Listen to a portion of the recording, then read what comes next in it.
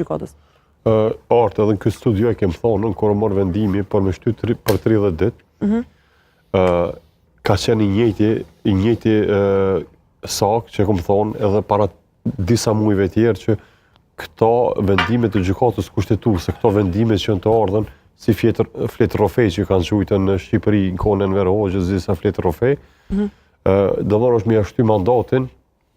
si ushtrues detyre i kryeministrit, sepse logjikisht, edhe teorikisht, edhe praktikisht nuk i ka numrat për me zgjedh as qeverinë pas kryetarin e kuvendit. Realisht, domethënë vendimi edhe komentet për gjykatën kushtetuese vijnë mas 12 ditëve, mas i të kryen edhe zgjedhjet lokale. Domethënë me 12 tetor, mas 12 tetorit ju vjen edhe komentet e gjykatës kushtetuese për këtë vendim. Për mua është e pa logjikshme dhe pa qartë se cila gjykatë ose se cili institucion që duhet,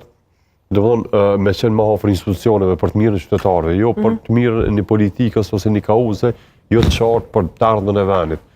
Është e udhës edhe e puna më e mirë ose më e mëshme është që këtë vend po shihet që nuk ka disponim për me pas koalicione.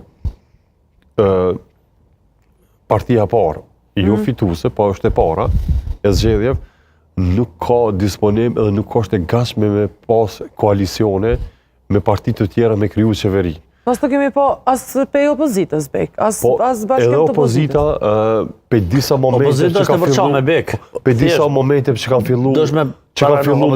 me fy, ose mos me qenë qarta në bashkëpunimin, ka hu besimi i opozitës